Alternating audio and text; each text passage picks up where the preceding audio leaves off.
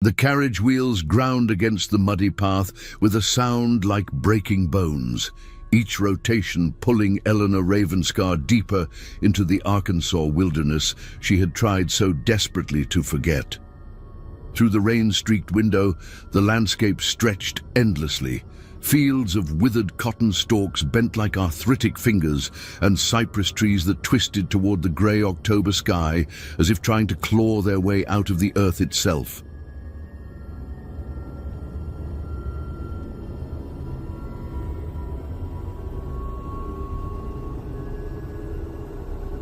Eleanor pressed her gloved hand against the cold glass, watching her breath fog the surface. 3 years. 3 years since she had fled this place for the relative civilization of Little Rock, and now Thomas was dead, and she was returning to the only home the Ravenscar name had ever known. "Miss, we're approaching the property," the driver called back, his voice tight with something that might have been fear or simple discomfort.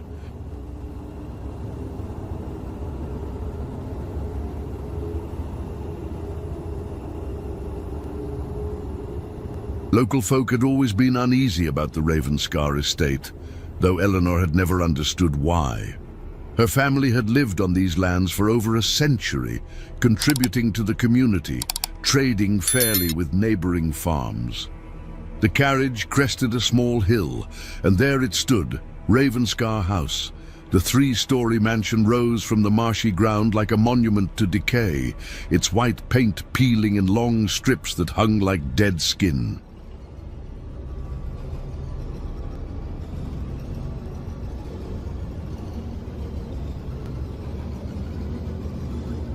The wraparound porch sagged under the weight of years, and several of the shutters hung at odd angles, giving the windows the appearance of half-closed eyes. But it was the silence that struck her most forcefully. Even from this distance, even with the rain pattering against the carriage roof and the horses snorting and stamping, the house seemed to exist in a pocket of absolute quiet. No birds sang in the ancient oaks that surrounded the property. No insects buzzed in the tall grass.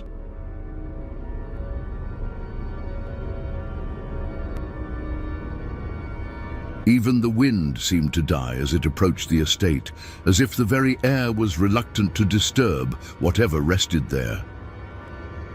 "This is as far as I go, miss," the driver said, pulling the horses to a stop at the rusted iron gate.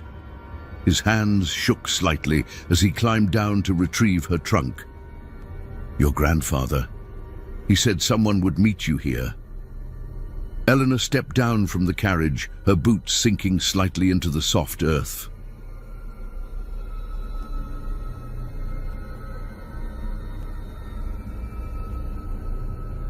The rain had stopped, but the air remained heavy with moisture and the smell of decay.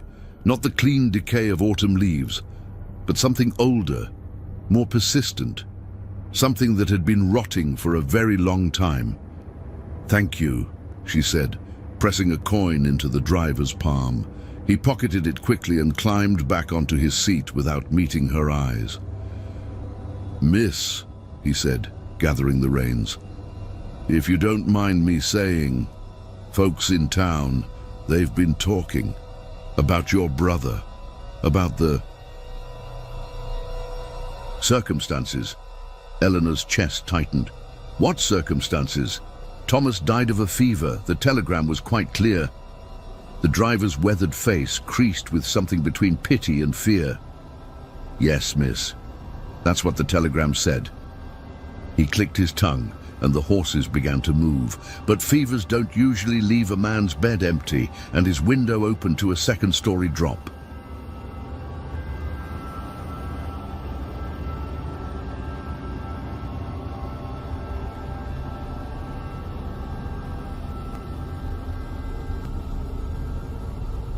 Before Eleanor could respond, the carriage was already pulling away, leaving her alone at the gate with her trunk and a growing sense of dread that had nothing to do with grief.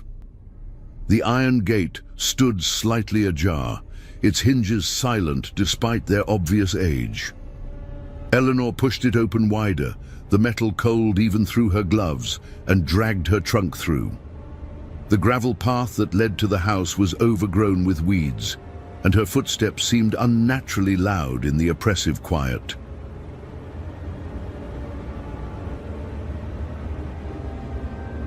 As she approached the front porch, the massive oak door swung open without a sound. Her grandfather, Silas Ravenscar, stood in the doorway like a spectre from another age.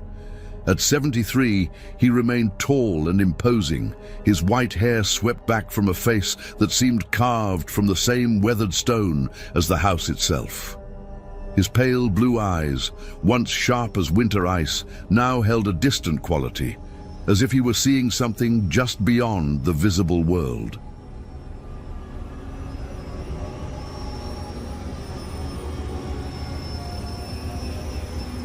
"Eleanor," he said, his voice carrying the weight of years and secrets. "You've come home." "Grandfather." She climbed the porch steps, noting how they didn't creak despite their apparent age. Everything about this place seemed to exist in unnatural silence. "I'm sorry I couldn't come sooner. The arrangements in Little Rock—" "Time moves differently here," Silas interrupted, stepping aside to let her enter. "What matters is that you're here now. The house has been waiting."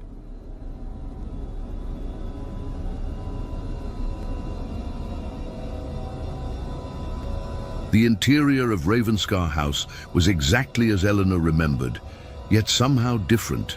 The same heavy furniture dominated the rooms. The same portraits of long-dead ancestors lined the walls. The same Persian rugs covered the dark hardwood floors. But there was a quality to the air, a thickness that made each breath feel labored. The silence was even more pronounced inside, so complete that Eleanor could hear her own heartbeat echoing in her ears.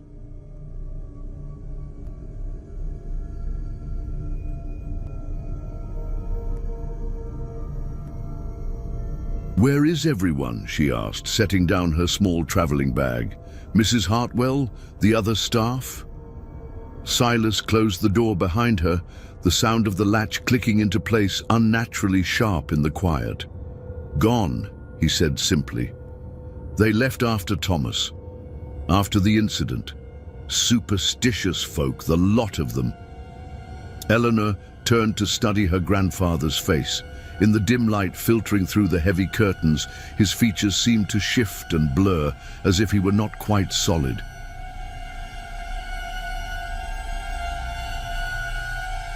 "Grandfather, what really happened to Thomas?" The driver said. "The driver talks too much." Silas moved past her toward the grand staircase, his footsteps making no sound on the wooden floor. "Come, I'll show you to your room. You'll want to rest before dinner." Eleanor followed him up the stairs, her hand trailing along the banister that had been polished smooth by generations of Ravenscar hands. The family portraits watched her ascent with painted eyes that seemed to track her movement.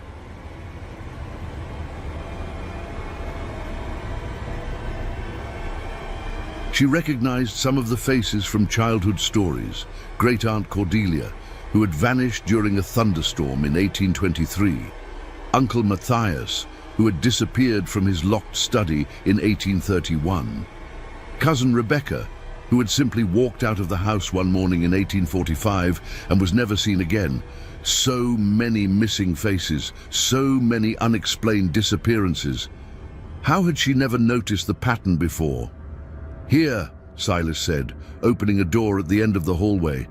"Your old room. I've had it prepared."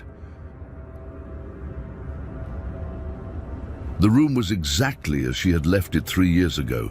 The same pale blue wallpaper, the same white iron bed, the same view of the cypress swamp that stretched endlessly beyond the property.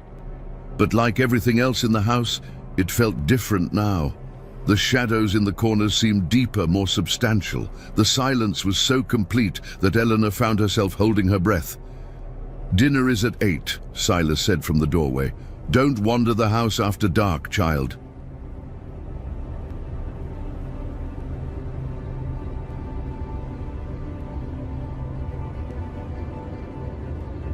The floors can be treacherous.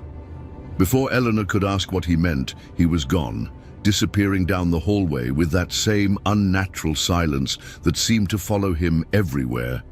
Alone in her childhood room, Eleanor sank onto the bed and tried to make sense of what she had walked into. Thomas was dead, that much was certain.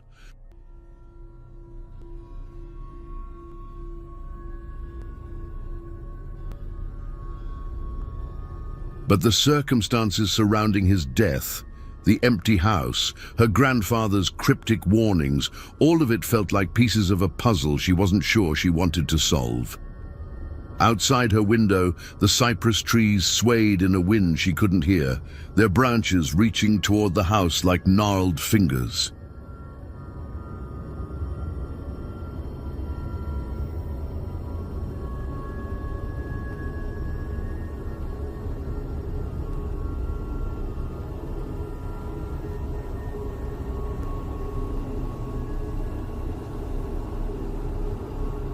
And somewhere in the walls around her, Eleanor could swear she heard the faintest sound.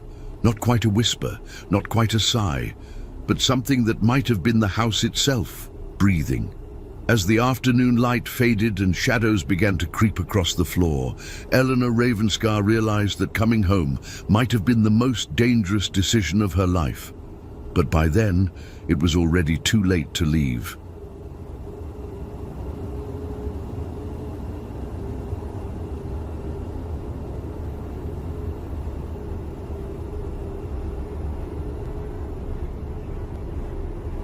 The house had been waiting for her return, and now that she was here, it had no intention of letting her go. Eleanor woke to absolute darkness and the sensation that something was watching her. The silence in Ravenscar House was so complete, it felt like a physical presence pressing against her eardrums. She lay still, listening for any sound that might explain her sudden awakening, but heard nothing, not even the settling of old wood or the whisper of wind through the eaves.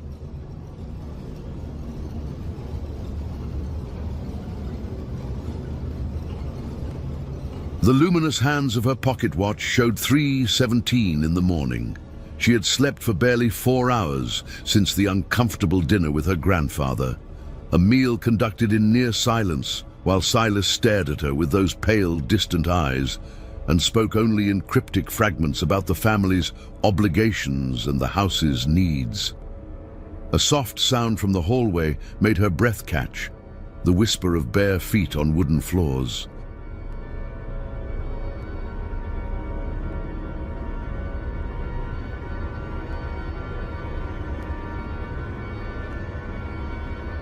Eleanor sat up slowly, her heart hammering against her ribs. The footsteps paused outside her door, and she could swear she heard the faint sound of breathing, slow and deliberate. "Grandfather?" she called softly. The breathing stopped. After a long moment, the footsteps resumed, moving away down the hallway with that same unnatural silence that seemed to follow everyone in this house. Eleanor slipped from her bed and pulled on her robe.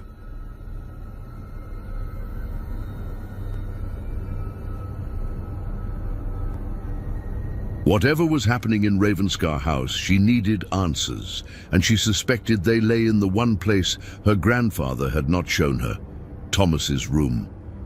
The hallway stretched before her like a tunnel, the family portraits nothing but dark shapes in the gloom. Eleanor moved carefully, her bare feet silent on the runner carpet, until she reached the door she remembered as Thomas's childhood room. The brass handle turned easily under her hand, and the door swung open without a sound.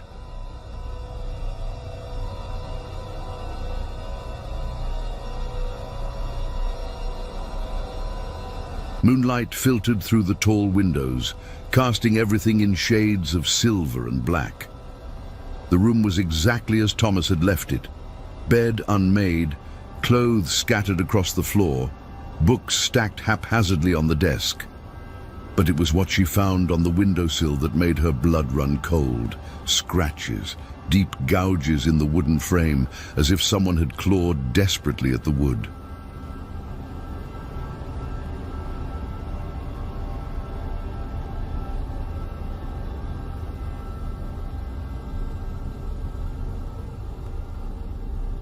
The window itself stood open, the curtains stirring in a breeze that carried the smell of stagnant water and decay from the swamp beyond. Eleanor approached the window carefully, her hands trembling as she examined the scratches. They were too deep and too deliberate to be accidental. Someone or something had fought desperately to escape through this window. But from what? A leather-bound journal lay open on Thomas's desk, its pages fluttering in the night breeze.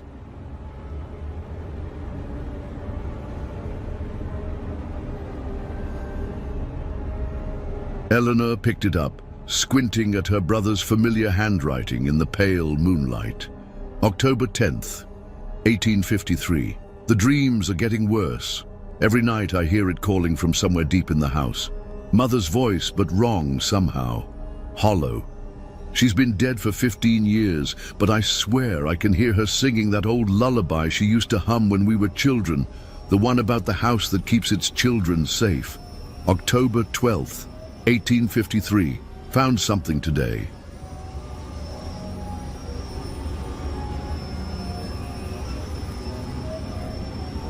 In the cellar, behind the wine racks, a door I've never seen before, though I've lived in this house my entire life. Grandfather says it's always been there, but his eyes... There's something he's not telling me. Something about our family, about why so many of us simply vanish. October 15th, 1853. I understand now. The house isn't haunted, it's hungry, and it's been feeding on our family for generations. The portraits in the hallway, I counted them today.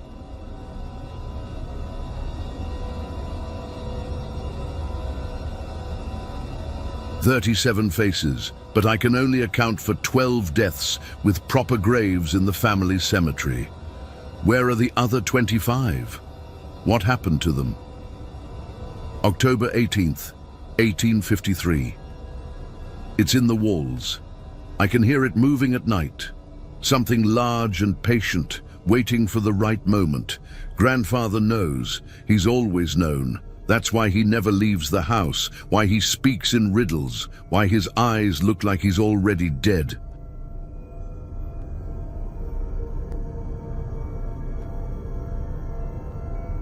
He's made some kind of bargain, some arrangement to keep it satisfied, but the arrangement is ending. I can feel it.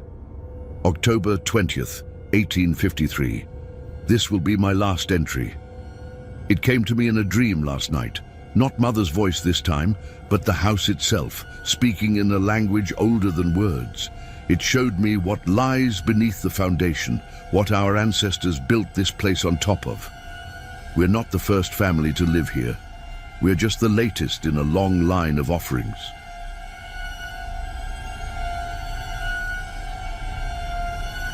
The house doesn't protect its children, it devours them.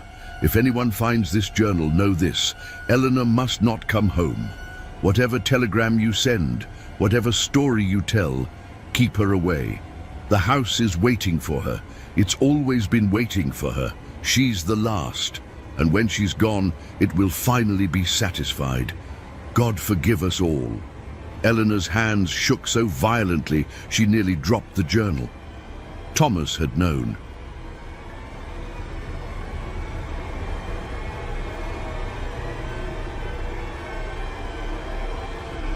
Somehow, he had discovered the truth about their family, about the house, and he had tried to warn her, but the telegram had already been sent, and she had already come home. A sound from downstairs made her freeze, the soft creak of a door opening, followed by footsteps that seemed to echo from everywhere and nowhere at once. Eleanor clutched the journal to her chest and moved to the window, peering down at the grounds below. A figure stood in the garden, barely visible in the moonlight.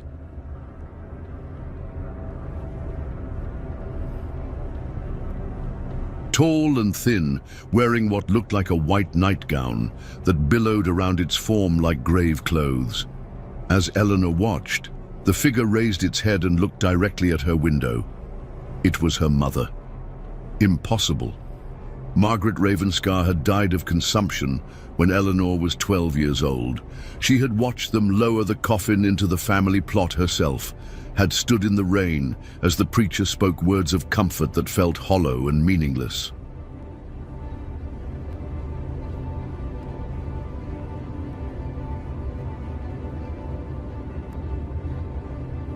But there she stood, exactly as Eleanor remembered her, the same dark hair, the same delicate features, the same gentle smile that had comforted her through countless childhood nightmares.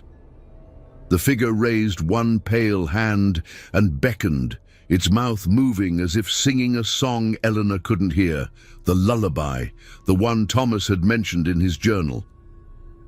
Eleanor stumbled backward from the window, her heart pounding so hard she thought it might burst.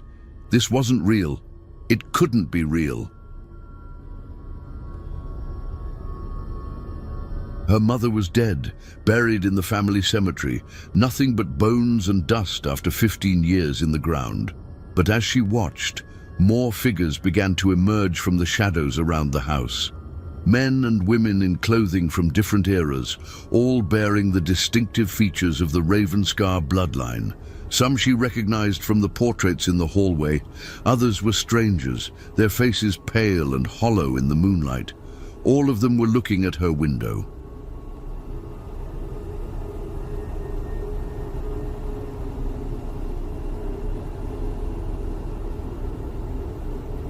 All of them were beckoning. Eleanor backed away from the window, Thomas's journal clutched against her chest like a shield. She needed to find her grandfather, needed to demand answers about what was happening in this house. But as she turned toward the door, she found Silas standing in the doorway, his pale eyes reflecting the moonlight like a cat's. "You shouldn't be here, child," he said, his voice carrying a weight of infinite sadness. "Thomas's room is unsettled."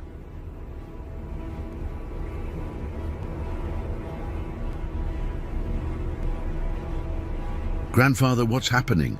I saw outside, in the garden." "You saw what the house wanted you to see."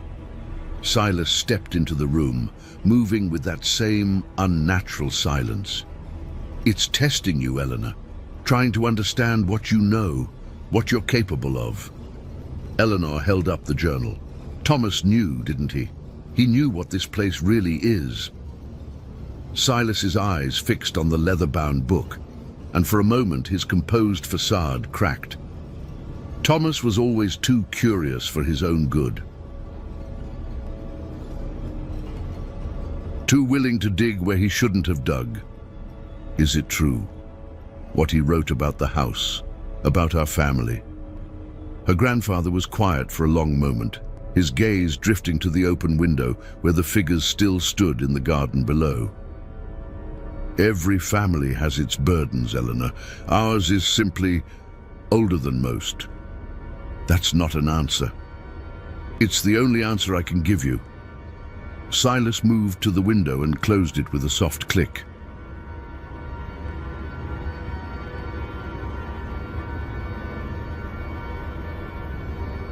Immediately, the figures in the garden began to fade, dissolving into the shadows like mist.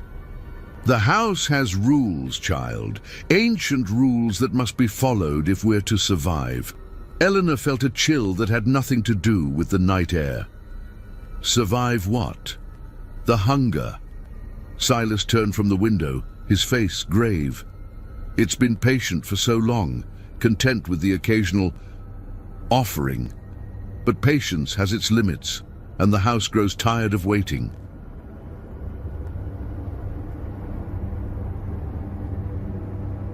Offering? Eleanor's voice was barely a whisper. You mean the disappearances, the family members who vanished? They didn't vanish, child. They were chosen, selected to feed something that has existed beneath this house since long before the first Ravenscar set foot on this land. Silas moved toward the door, pausing at the threshold. Your brother tried to break the cycle. He thought he could escape, could warn you away. But the house doesn't let go of what belongs to it.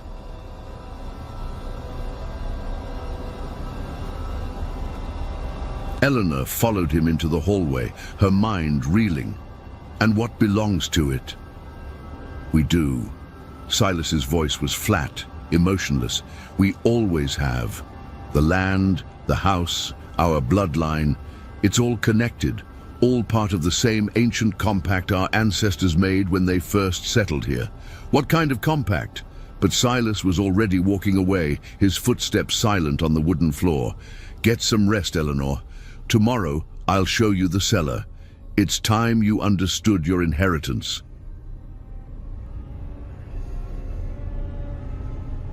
Eleanor stood alone in the hallway, Thomas's journal heavy in her hands.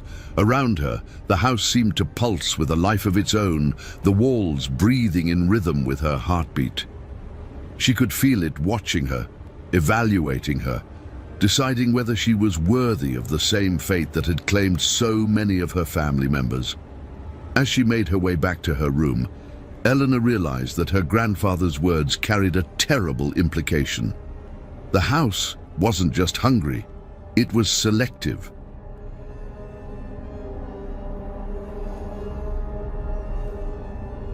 And for some reason, it had been waiting specifically for her. The last Ravenscar, the final offering.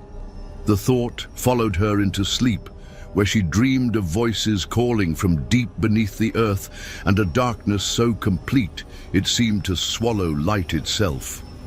Eleanor woke to the sound of rain against her windows and the smell of something burning.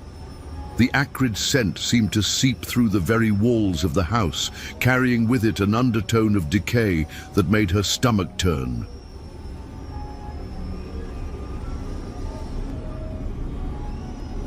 She dressed quickly, her hands still trembling from the previous night's revelations, and made her way downstairs. The main floor of Ravenscar House felt different in the grey morning light. The shadows seemed deeper, more substantial, and the silence had taken on an expectant quality, as if the house itself were holding its breath. Eleanor found her grandfather in the kitchen, standing before the massive stone fireplace, where something that might once have been papers crackled and burned.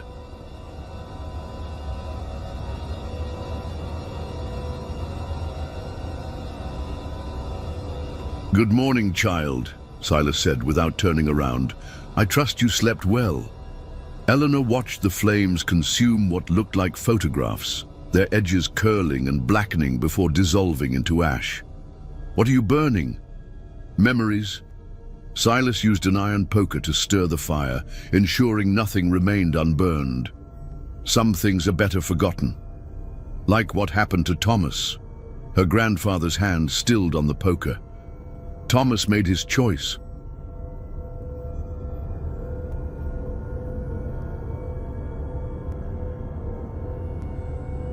He chose to fight rather than accept his place in the family legacy." Eleanor moved closer, trying to make out what remained of the burning materials. "And what choice am I supposed to make?" "The same one every Ravenscar has faced for 5 generations." Silas turned from the fire, his pale eyes reflecting the dancing flames. "Accept your inheritance, or join the others who tried to run."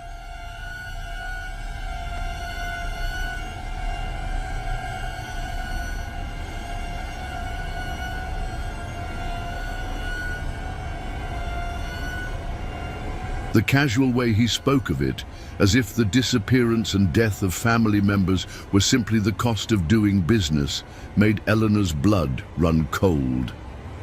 "You're talking about murder. I'm talking about survival." Silas set down the poker and moved to the kitchen table, where a simple breakfast had been laid out. "Sit, Eleanor. Eat. You'll need your strength for what I'm about to show you." Eleanor remained standing. "I'm not hungry. You will be."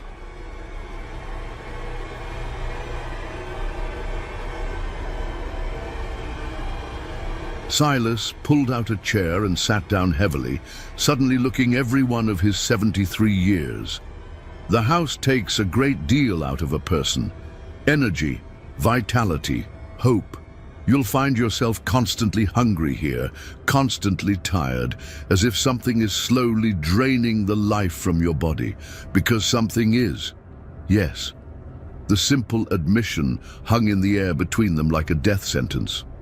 The question is whether you'll fight it, like Thomas did, or learn to work with it, as I have. Eleanor sank into the chair across from him, her legs suddenly weak. How long have you known about what this place really is? Silas poured coffee from a silver pot, his movements careful and deliberate. I was about your age when my father showed me the cellar, 23 years old, fresh from university, full of ideas about progress and enlightenment. He smiled, but there was no warmth in it. I thought I could change things, thought I could break the cycle through sheer force of will. But you didn't. No. Silas sipped his coffee, his eyes distant. I learned, as every Ravenscar learns, that some things are older and stronger than human will. Some bargains once made cannot be broken. Eleanor felt a chill creep up her spine. What bargain? The one our ancestor made in 1798 when he first built this house. Silas set down his cup and looked directly at her. Ezekiel Ravenscar was a desperate man, Eleanor.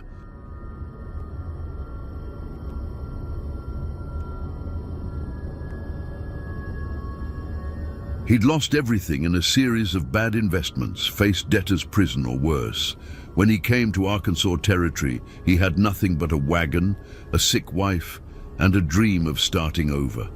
And he found something in the swamp. Something old and patient and very, very hungry. Silas's voice dropped to barely above a whisper. It offered him a deal.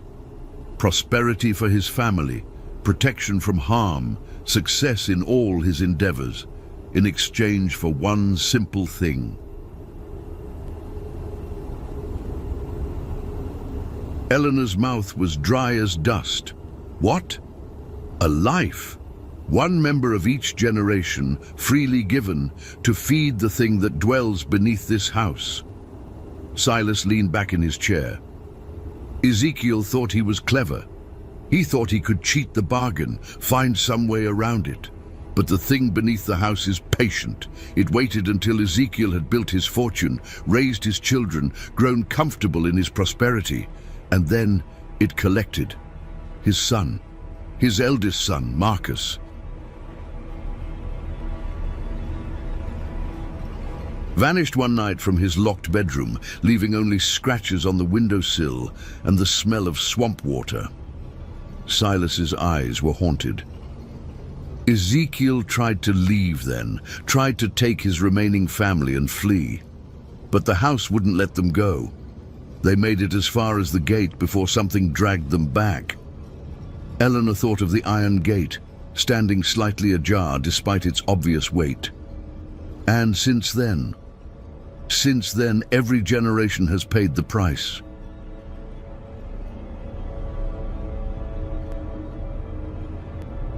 Sometimes it's the eldest child, sometimes the youngest. Sometimes it chooses based on criteria we don't understand. But it always chooses, and it always collects. The kitchen fell silent except for the crackling of the dying fire. Eleanor stared at her grandfather, trying to process the magnitude of what he was telling her. You're saying our entire family has been farming people for over 50 years.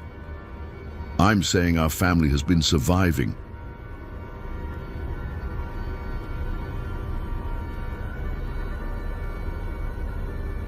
Silas stood and moved to the window, looking out at the grey morning. Do you know how many Ravenscars have died of natural causes in the last 5 decades, Eleanor? None. Not one. We don't get sick. We don't age the way other people do. We don't suffer the misfortunes that plague other families. The house protects us, provides for us, ensures our prosperity.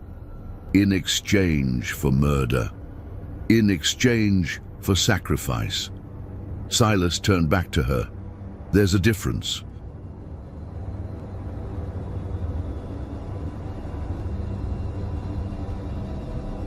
Eleanor felt bile rise in her throat. How can you live with yourself? Because the alternative is worse. Silas's voice was flat, emotionless. I've seen what happens to those who try to break the bargain, Eleanor. I've seen what the house does to those who refuse to honor the compact. Death would be a mercy compared to that fate. Before Eleanor could respond, Silas was moving toward the kitchen door. Come, it's time you saw the cellar. Time you understood exactly what you've inherited.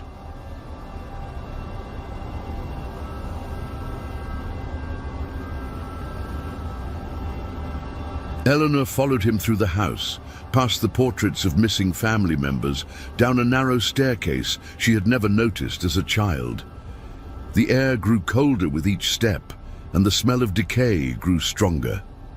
By the time they reached the bottom, Eleanor could see her breath misting in the frigid air. The cellar was larger than she had expected, stretching beneath the entire foundation of the house. Wine racks lined the walls, filled with bottles covered in decades of dust.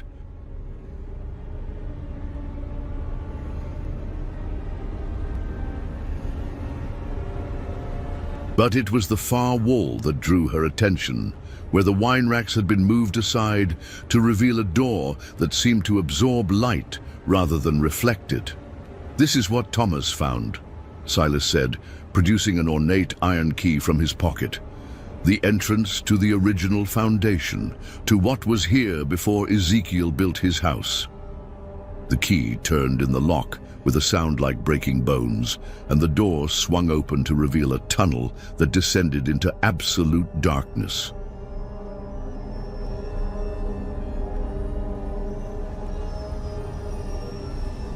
The smell that wafted up from the depths was indescribable, not just decay, but something older, more fundamental. The smell of things that had never been alive, yet somehow existed. "What's down there?" Eleanor whispered. "The truth." Silas lit a lantern from a shelf beside the door. "The thing our family has been feeding for 5 generations. The source of our prosperity and the cause of our curse." Eleanor peered into the tunnel, her heart hammering against her ribs.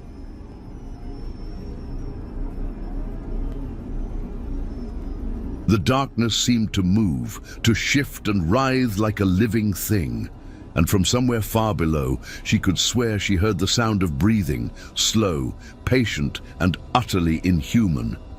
"I can't," she said, backing away from the door.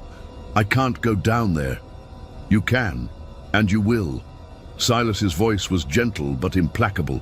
"Because you're the last, Eleanor. The last of the Ravenscar bloodline, and the thing below has been waiting for you specifically."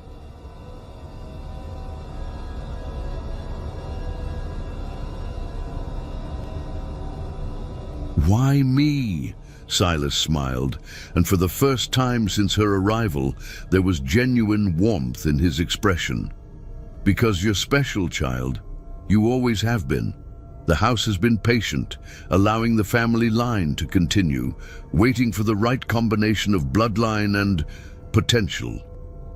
"Potential for what?" "To become something more than human." Silas held up the lantern, its light casting dancing shadows on the cellar walls. "The others who were taken, they were food, nothing more. But you're meant to be a partner. A bridge between what the house is and what it could become." Eleanor felt the world spinning around her. "You're insane." "Am I?" Silas stepped into the tunnel, the lantern light swallowed almost immediately by the darkness. "Come, Eleanor, it's time you met your inheritance." Against every instinct screaming at her to run, Eleanor followed her grandfather into the tunnel.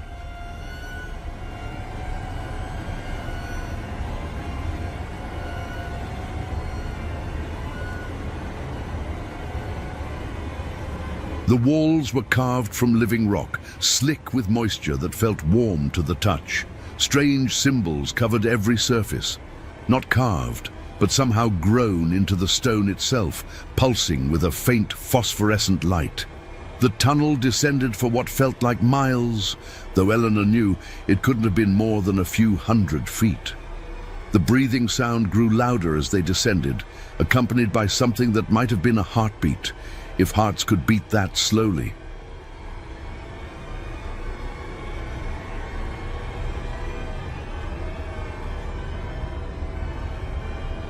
Finally, the tunnel opened into a vast cavern that stretched beyond the reach of their lantern light. The floor was covered in what looked like roots, thick, pale tendrils that pulsed with their own inner light. And at the center of the cavern, rising from the root-covered floor like a twisted tree, was something that defied description.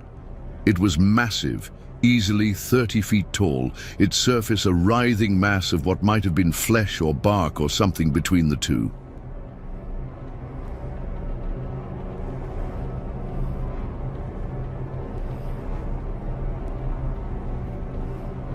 Faces pressed against its surface from within, dozens of them, all bearing the distinctive features of the Ravenscar bloodline. Their mouths moved in silent screams, their eyes wide with an agony that had lasted decades. "Beautiful, isn't it?" Silas said, his voice filled with something approaching reverence. The original inhabitant of this place, the thing that was here when the first humans crossed the land bridge from Asia. It's been waiting so long for the right family, the right bloodline to help it grow. Eleanor couldn't speak, couldn't move, couldn't do anything but stare at the horror before her. The faces in the creature's surface turned toward her, their mouths forming words she couldn't hear but somehow understood. "Help us, free us, don't let it take you too." The others fought, Silas continued, seemingly oblivious to Eleanor's horror.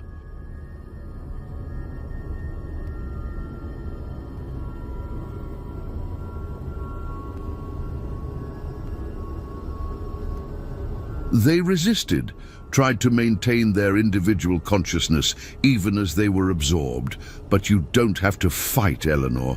You can embrace what you're meant to become. Eleanor found her voice at last. "You're completely mad." "Mad?" Silas laughed, the sound echoing strangely in the cavern. "I'm the sanest man alive, child. I've seen the future, seen what this creature can become with the right guidance. It doesn't want to destroy humanity. It wants to improve it. To create something better, stronger, more perfect than what we are now." The creature pulsed, and Eleanor felt something brush against her mind. Alien thoughts, ancient hunger, and underneath it all, a loneliness so profound it made her weep. It had been alone for so long, feeding on scraps, waiting for someone who could understand its true nature. "It's dying," she whispered. "Yes." Silas nodded. "Without proper nourishment, without a true partner, it's slowly starving." "That's why it needs you, Eleanor. You're not just food, you're salvation." Eleanor backed toward the tunnel entrance, her mind reeling. "I won't do it. I won't let that thing absorb me." "You don't have a choice." Silas's voice was sad but final. "The house won't let you leave, Eleanor. It's been preparing for this moment for over 50 years. Every door, every window, every possible escape route has been sealed."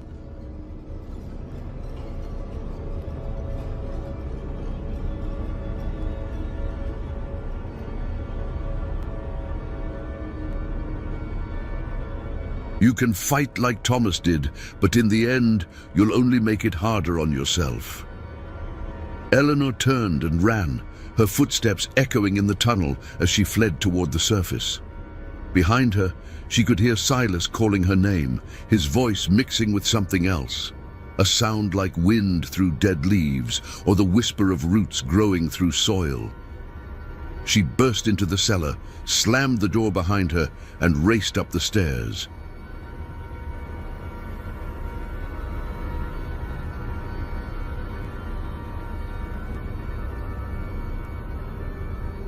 But even as she ran, she could feel the house changing around her.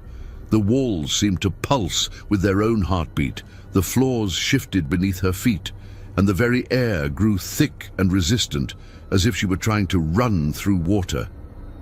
By the time she reached the main floor, Eleanor knew her grandfather had been telling the truth. The house wouldn't let her leave.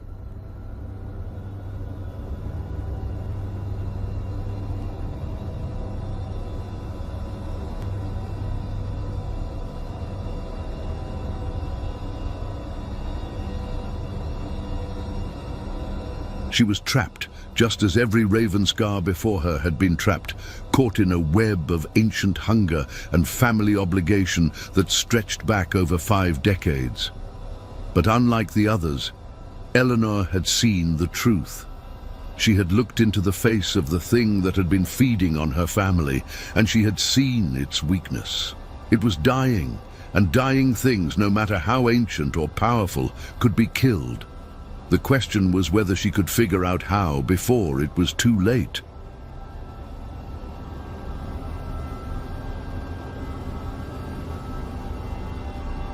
Eleanor spent the rest of the day searching the house for any means of escape, but her grandfather had spoken the truth. Every window was sealed shut with what looked like decades of paint and rust, but felt solid as iron beneath her hands. The doors, all of them, refused to open, their handles turning uselessly in her grip. Even the servants' entrances and the old root cellar access had been somehow sealed from the outside.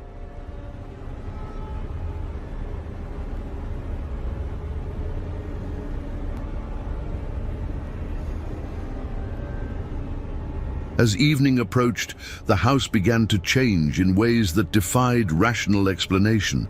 The walls seemed to breathe, expanding and contracting with a rhythm that matched her own heartbeat. The floorboards beneath her feet grew warm, then hot, as if something massive was stirring beneath the foundation. And the silence, that oppressive, unnatural silence, began to fill with sounds that had no earthly source. Whispers in languages she didn't recognize.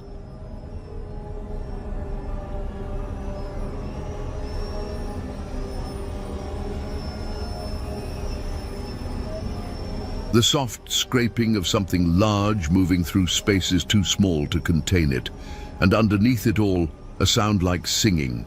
Dozens of voices raised in harmony, their words lost, but their anguish unmistakable. Eleanor found herself drawn back to Thomas's room as darkness fell. His journal lay where she had left it, open to that final desperate entry. She read it again by candlelight, searching for any clue her brother might have left about how to escape their family's curse.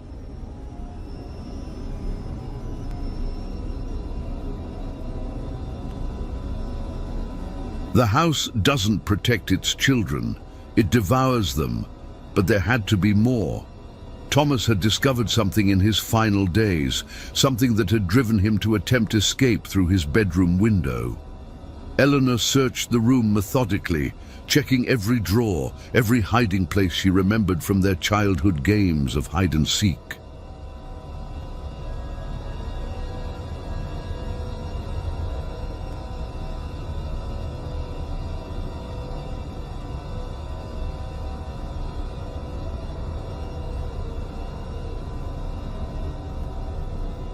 She found it tucked behind a loose board in the wall, a second journal, smaller than the first, its pages filled with Thomas's increasingly frantic handwriting.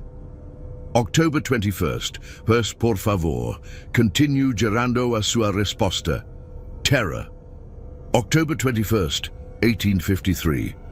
I found the original contract, hidden in grandfather's study, behind a false panel I discovered purely by accident. The document is written in Ezekiel's hand, but the signature isn't human.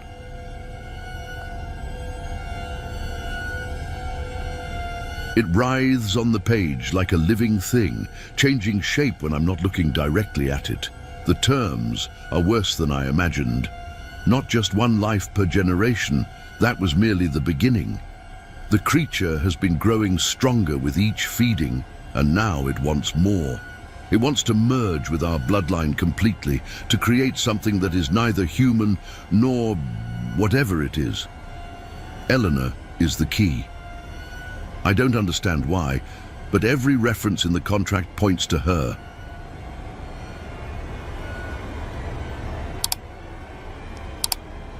The final daughter, it calls her, the bridge between worlds. Whatever that means, it's why the creature has been so patient, why it's allowed our family to prosper for so long. It's been waiting for her. October 22nd, 1853. I tried to burn the contract today. The paper wouldn't catch fire. I tried to tear it, but it reformed itself before my eyes.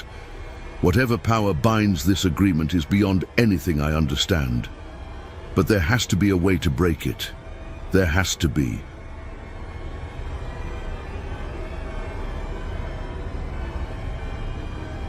I've been reading about similar cases in the university library, ancient pacts, blood contracts, demonic bargains. In every case, there's a weakness, a loophole, a way out for those clever enough to find it. October 23rd, 1853. Found it. The weakness. It's so simple I almost missed it. The contract specifies that the creature must be fed willingly given lives. Every Ravenscar who has been taken went to their fate, fighting, screaming, resisting until the end.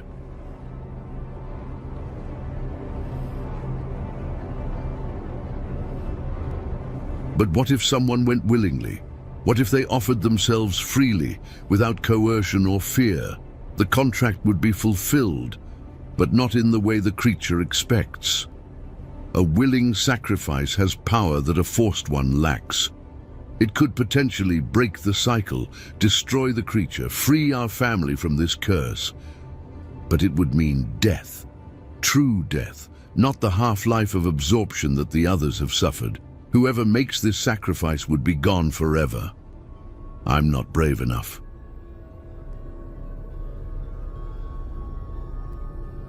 God forgive me, I'm not brave enough to die for my family, but Eleanor has always been stronger than me, braver. If anyone could make this choice, it would be her. I have to warn her, have to tell her what's coming. But if I'm wrong, if my interpretation of the contract is incorrect, I'll be sending my sister to her death for nothing.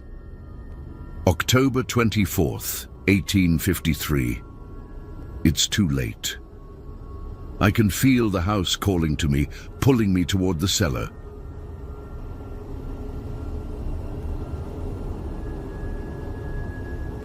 The creature is hungry, and it won't wait any longer. I tried to escape through the window, but something caught me, dragged me back. I can hear it in the walls now, moving toward my room. Eleanor, if you're reading this, know that I love you.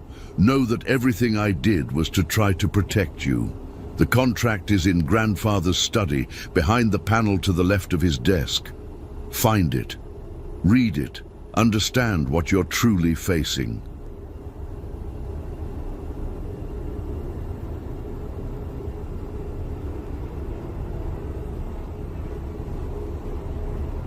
And if you're brave enough, braver than I was, you might be able to end this, but only if you go willingly, only if you choose your fate instead of having it chosen for you. The door is opening. I can smell the swamp, feel the cold air from the cellar. It's coming for me. I'm sorry, Eleanor, I'm so sorry. The journal ended there, the final words smeared as if Thomas had dropped the pen in his haste to hide the book.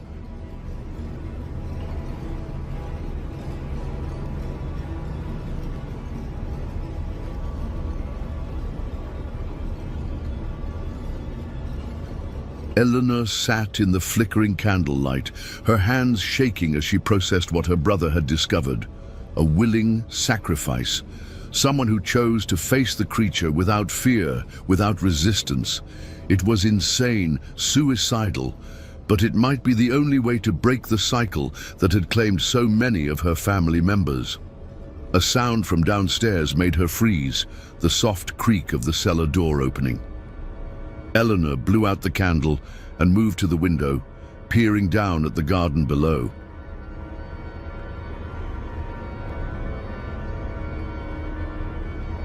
The figures were there again, more of them than before, their pale forms arranged in a perfect circle around the house.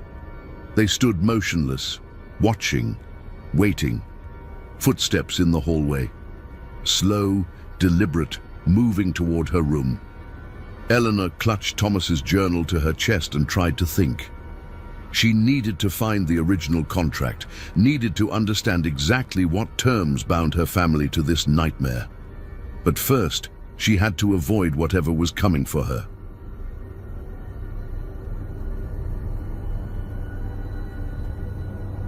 The footsteps stopped outside her door. The handle turned slowly, and Eleanor held her breath, pressing herself against the wall beside the window. The door swung open with that same unnatural silence, and a figure stepped into the room. It was her grandfather, but wrong somehow. His movements were too fluid, too graceful for a man of his age. His eyes reflected the moonlight like an animal's, and when he smiled, Eleanor could see that his teeth had grown longer, sharper.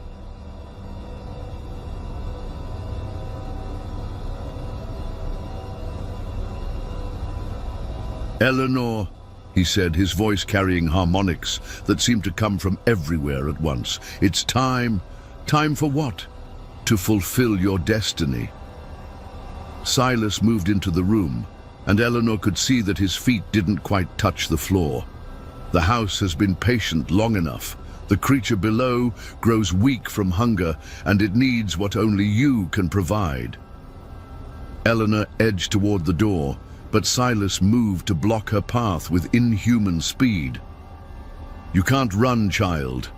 There's nowhere to go. The house has sealed itself, and the grounds are watched by those who came before you.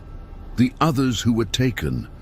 They serve the house now, as you will serve it, as I have served it for 50 years. Silas's form seemed to flicker, becoming translucent for a moment before solidifying again. "It's not death, Eleanor. It's transformation, evolution. You'll become part of something greater than any individual human could ever be."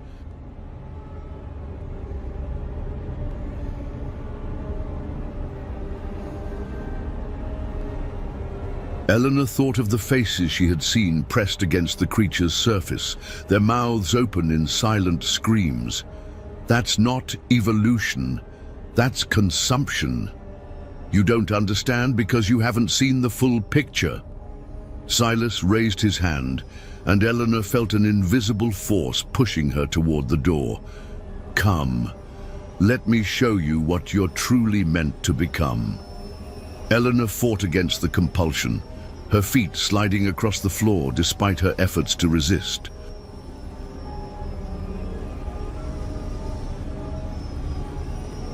The journal fell from her hands, its pages scattering across the room. "No, I won't go down there again." "You will."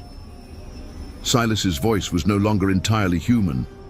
"Because you have no choice. The house has claimed you, Eleanor. You belong to it now, just as every Ravenscar has belonged to it since Ezekiel made his bargain."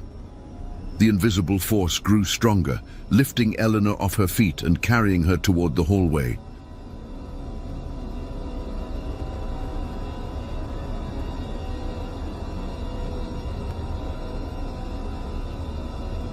She struggled, clawing at the doorframe, but her fingers found no purchase on the smooth wood. Behind her, she could hear the scattered pages of Thomas's journal rustling as they were swept up by an unfelt wind. "Don't fight it," Silas said as they moved down the hallway toward the stairs. "Fighting only makes it worse. Thomas fought, and look what happened to him." "What did happen to him?"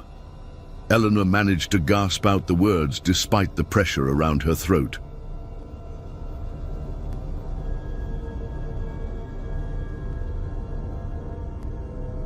"He fed the house as you will feed it, but his resistance made the process unpleasant. The creature had to take him by force, and forced feeding is never as nourishing as willing sacrifice." They reached the main floor, and Eleanor could see that the house had changed again. The walls pulsed with veins of phosphorescent light, and the air was thick with the smell of growing things, not the clean scent of a garden, but the cloying sweetness of decay and rebirth.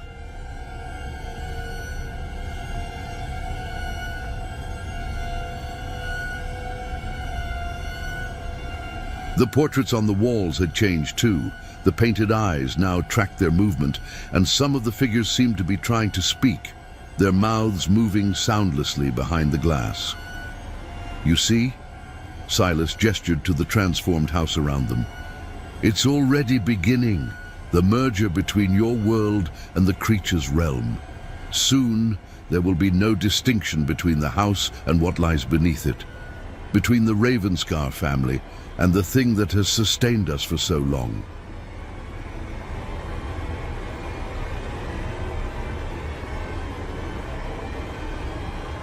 Eleanor felt the invisible force carrying her toward the kitchen, toward the cellar door that stood open, like a mouth waiting to swallow her. But as they passed the main staircase, she caught sight of something that made her heart leap. A loose banister post, its base cracked and splintered from age. With all her strength, Eleanor twisted in the grip of the invisible force and grabbed the post.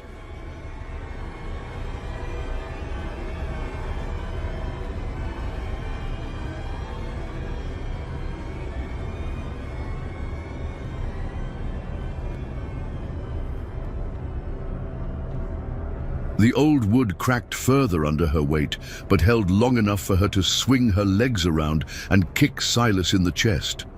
The impact sent him staggering backward, and the force holding Eleanor vanished. She crashed to the floor, rolled, and came up running toward the front of the house. Behind her, she could hear Silas laughing, a sound like wind through dead leaves. "There's nowhere to run, child. The house won't let you leave."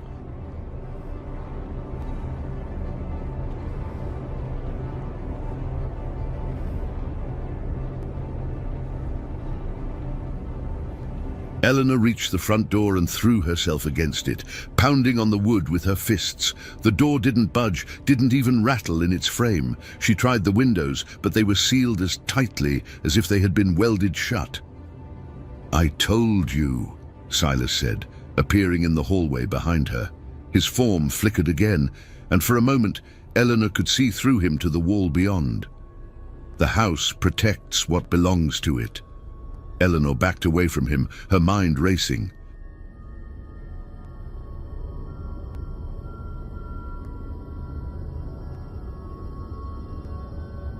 She needed to find the contract Thomas had mentioned, needed to understand the exact terms of the bargain her ancestor had made. But first, she had to get away from whatever her grandfather had become. The stairs. If she could reach the second floor, she might be able to barricade herself in Silas's study long enough to find the hidden panel Thomas had written about. Eleanor fainted toward the kitchen, then spun and raced up the stairs.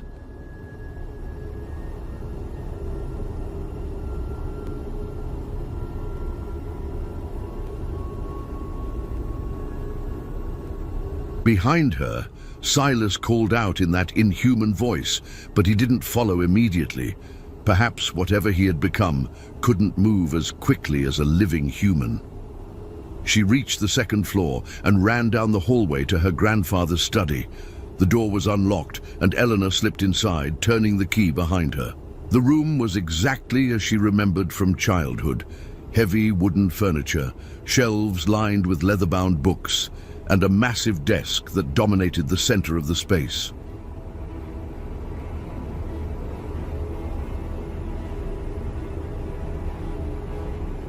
Eleanor moved to the desk and began searching for the hidden panel Thomas had mentioned. Her fingers traced the wood grain, looking for any irregularity, any sign of a concealed compartment. Behind her, she could hear footsteps in the hallway, moving slowly but steadily toward the study. There, a section of paneling to the left of the desk that felt slightly different from the rest. Eleanor pressed against it, and a small section of the wall swung inward, revealing a cavity behind.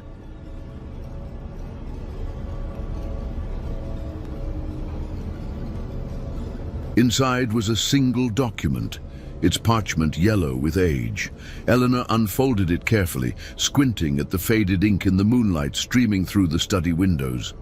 The contract was exactly as Thomas had described, written in Ezekiel Ravenscar's careful script, but signed with something that seemed to move and writhe on the page. As Eleanor read, her blood grew cold. The terms were worse than she had imagined. Not just one life per generation, but an escalating price.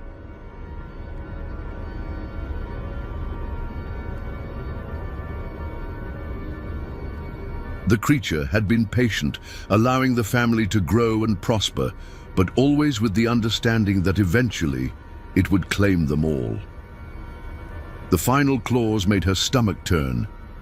When the bloodline has reached its fullest flowering, when the final daughter of the line has come of age, the compact shall be completed.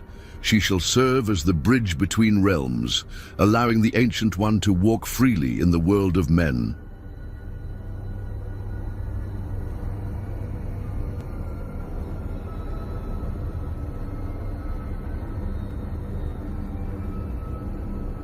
In exchange for this service, the Ravenscar line shall be elevated beyond mortality, becoming eternal servants in the new order that shall rise from the ashes of the old. Eleanor was the final daughter, the bridge between realms. Her willing participation wouldn't just feed the creature, it would allow it to escape the confines of the cellar, to spread its influence beyond the boundaries of the house. The doorknob rattled behind her. "Eleanor," Silas called, his voice muffled by the wood. "Open the door, child. It's time to fulfill your purpose." Eleanor folded the contract and tucked it into her dress. Thomas had been wrong about one thing. A willing sacrifice wouldn't break the cycle. It would complete it, giving the creature everything it needed to transform the world into something unrecognizable. But he had been right about one thing. There was always a loophole in contracts like this, always a way out for those clever enough to find it.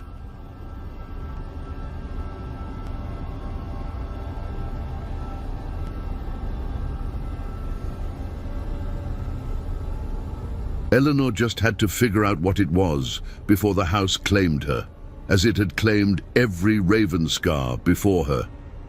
The door began to splinter behind her, and Eleanor knew her time was running out. The study door exploded inward with a sound like thunder, sending splinters of wood flying across the room. But it wasn't Silas who stepped through the doorway. It was something that wore his face like a mask, its movements too fluid, too graceful for anything human.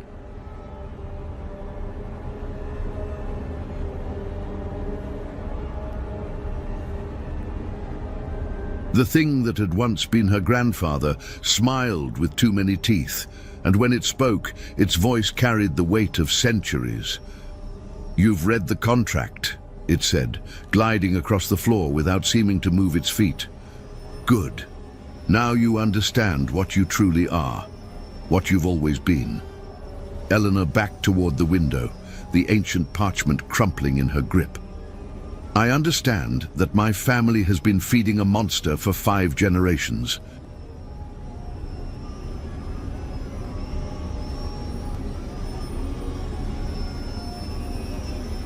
Monster."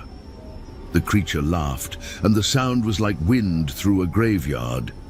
"We are evolution, child. We are what humanity could become if it had the courage to transcend its limitations. By consuming people? By turning them into screaming faces trapped in living flesh? By offering them immortality." The creature moved closer, and Eleanor could see that its form was becoming less stable, flickering between Silas's familiar features and something far more alien.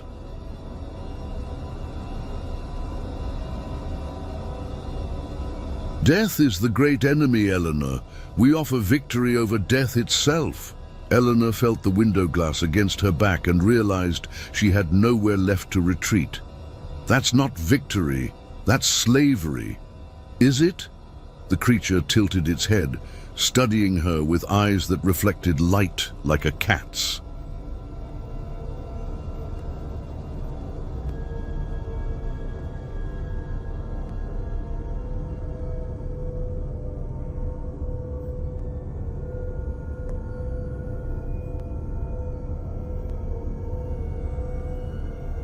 Tell me, child, what have you accomplished in your 23 years?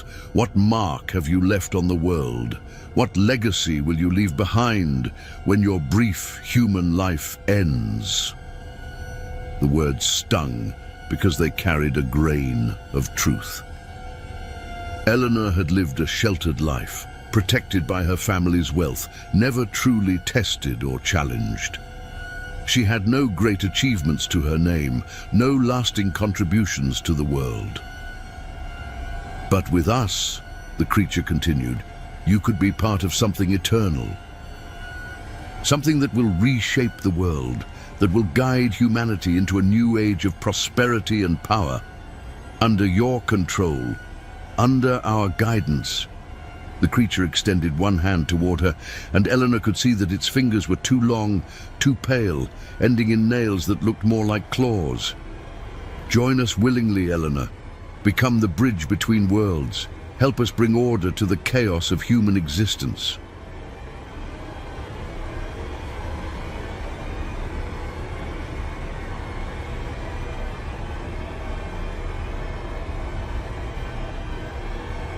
Eleanor looked down at the contract in her hands, reading the faded words by moonlight. There had to be something she was missing, some detail that Thomas hadn't understood. Ancient contracts like this always had loopholes, ways for the clever to escape their bonds. And then she saw it.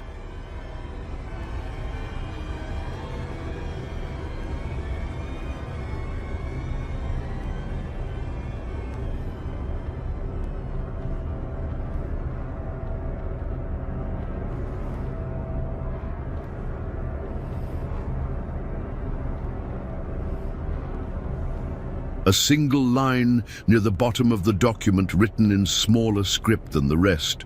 Should the final daughter refuse her destiny, should she choose death over transformation, the compact shall be void, and the Ancient One shall return to the depths from whence it came. Eleanor's heart raced as she understood what she was reading. The creature needed her willing participation to complete its plan.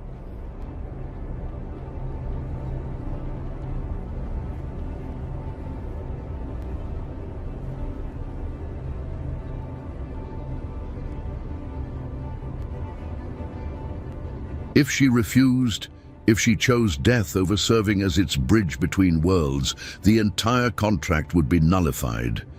The creature would lose its hold on the house, on her family, on everything it had built over 5 generations. But it would mean her death. True death, not the half-life of absorption that had claimed the others. "I can see you thinking, child," the creature said, moving closer. "But there is no escape. The house is sealed. The grounds are watched."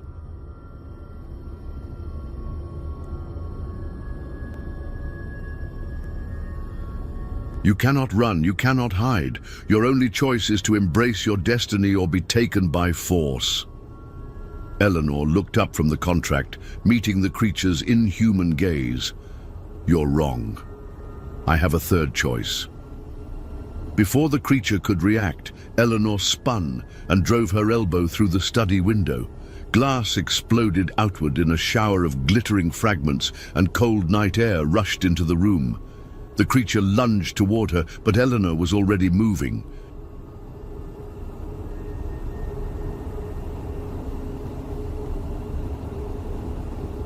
She climbed onto the windowsill, feeling the sharp glass cut through her dress and into her skin.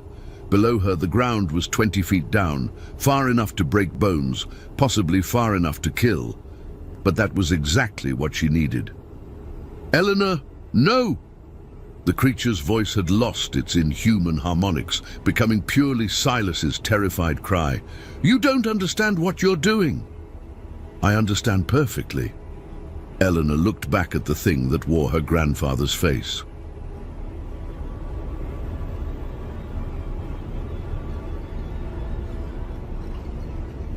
The contract requires the willing participation of the final daughter, but if the final daughter dies before she can participate, the contract is void. You'll die for nothing.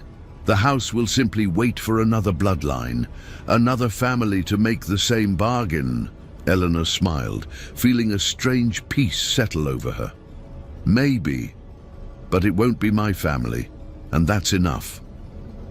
She jumped.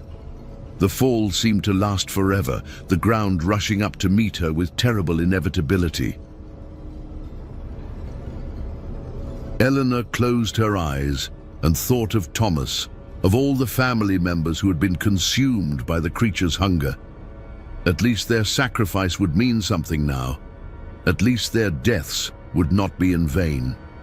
She hit the ground with a sickening crack, pain exploding through her body like lightning, but she was still conscious, still alive.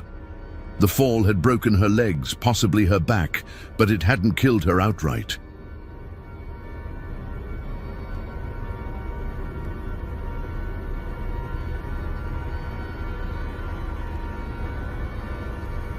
Above her, the creature appeared at the broken window, its form writhing with rage and desperation. "It's not too late," it called down to her. "I can heal you, make you whole again. Just accept the bargain." Eleanor tried to speak, but found she could only whisper. Blood filled her mouth, and she could feel her strength ebbing with each heartbeat. "No," she managed to say. "I choose death."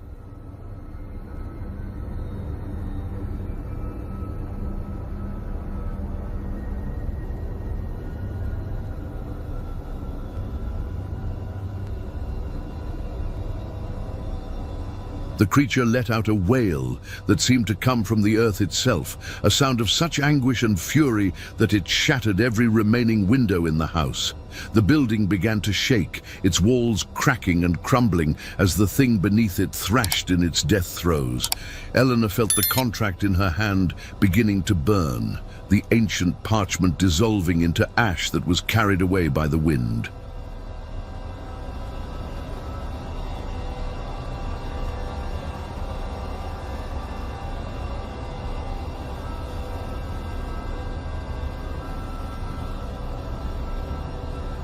As it disappeared, she could hear other sounds, the voices of her family members crying out in joy and relief as they were finally freed from their torment.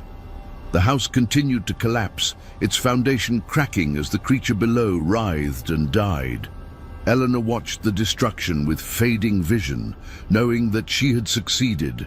The cycle was broken, the curse was ended, her family was free. As darkness closed in around her, Eleanor heard footsteps approaching across the grass.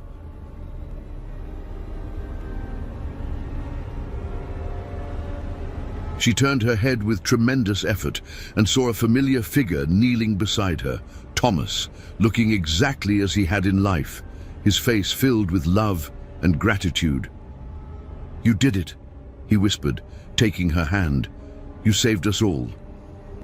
Behind him, other figures were emerging from the collapsing house, generations of Ravenscars, finally free from their torment.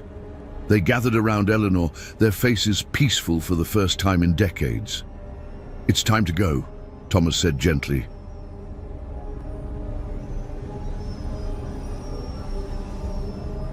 "Time to rest." Eleanor nodded, feeling the pain in her body beginning to fade. She had made her choice, and she was at peace with it. The creature was dead, the contract was void, and her family was free. It was enough. As the last of her strength left her, Eleanor Ravenscar closed her eyes and let herself be carried away into the light, knowing that she had chosen her fate instead of having it chosen for her.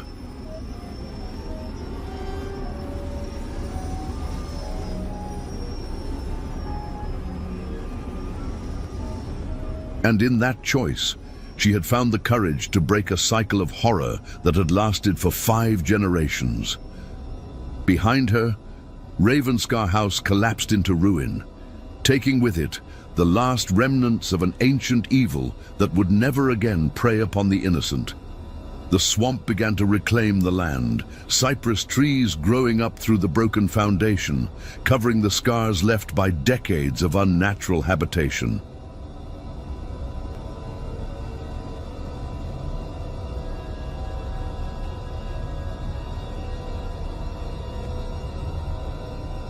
By morning, there was nothing left but a pile of rotting timber and a family cemetery where the last Ravenscar lay at peace, surrounded by the graves of those she had died to save. The silence that settled over the ruins was different from the oppressive quiet that had once characterized the house. This was the natural silence of the wilderness, broken by the songs of birds and the whisper of wind through the trees. It was the silence of peace, of evil defeated, of a curse finally broken.